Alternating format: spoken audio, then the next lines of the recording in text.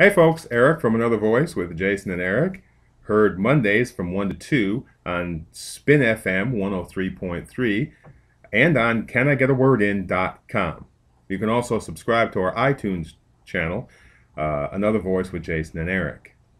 And while you're out there on the web doing all your searching, make sure you stop by pdoutfitter.com. They're your source for all your self-defense firearms, your emergency preparedness and survival gear, as well as classes for concealed weapon carry, combat-focused shooting. These guys are great. A lifelong commitment to responsible gun ownership informs everything they do. So that's pdoutfitter.com. Now, when the Supreme Court ruled that the Affordable Care Act was constitutional, that the individual mandate was constitutional because this was a tax, almost immediately, a number of states, all with Republican governors, declared that they were not going to listen, they were not going to implement the expansion of Medicaid that's in the Affordable Care Act, and they were not going to create these state-run health exchanges. And Governor Haley, our governor, was right there with them. And we did the post earlier. If you look back further in our videos, you'll see I did one about following the rule of law, which is bedrock to conservatism. True conservatives, you go back to Ronald Reagan, go back beyond that.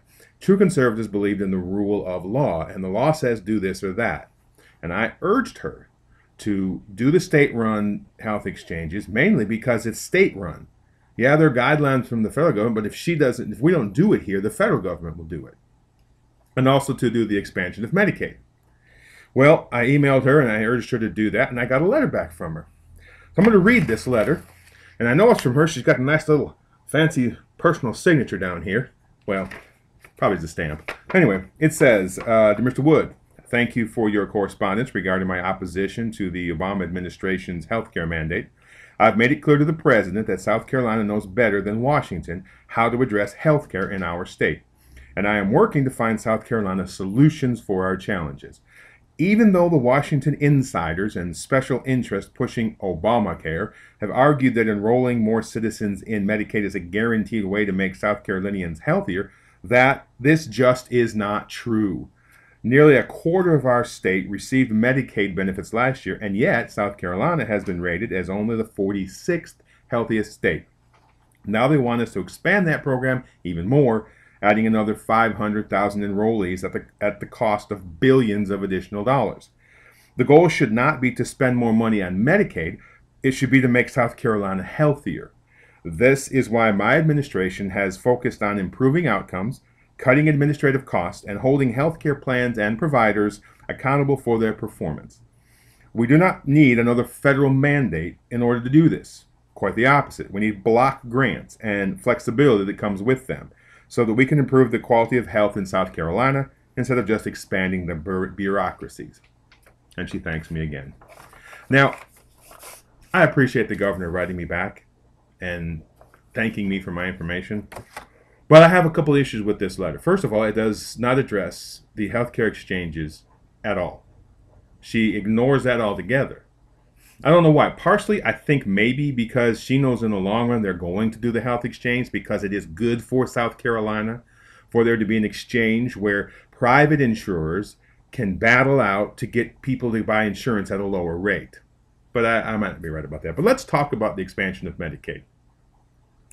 She says, I don't understand her logic. She says it's just not so that expanding Medicaid will help make people healthier. I don't think it's a guarantee.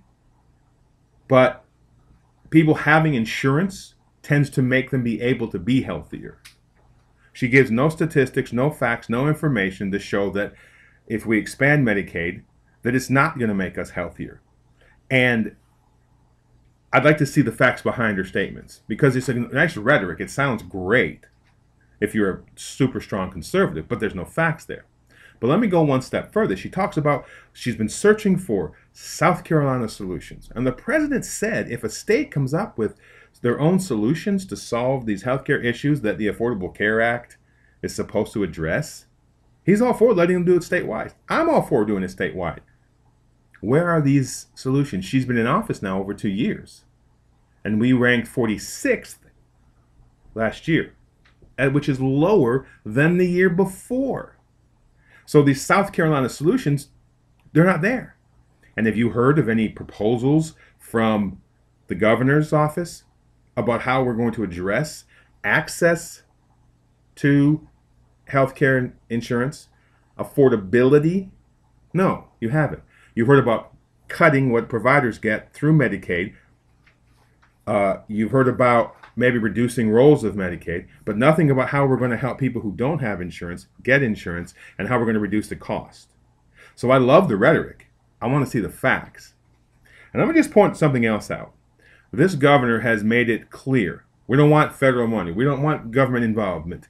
South Carolina can take care of its own. We're good. And then she's asking for block grants. Now, I know she's asking for block grants rather than the government saying, here's where you get the money and you have to do it this way. And I'm fine with block grants, except the problem is if we just do block grants, like Paul Ryan's plan is for Medicaid, and we just do block grants, it's going to pay a heavier burden on the state. Let's say the state is given X number of dollars, and we have a recession that forces more people to go on Medicaid because they don't have a job anymore. So the cost goes above what that block grant is. You know what that means? Either the state has to pony up more money, or people don't get the coverage. And how does that move our ranking from 46th up? So thank you, Governor Haley, for answering me.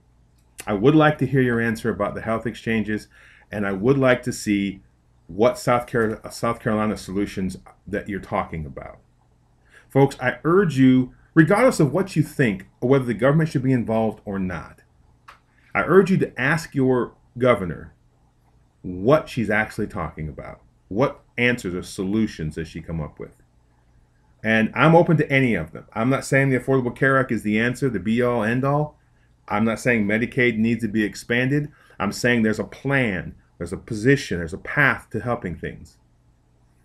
All right, folks, that's it for this time.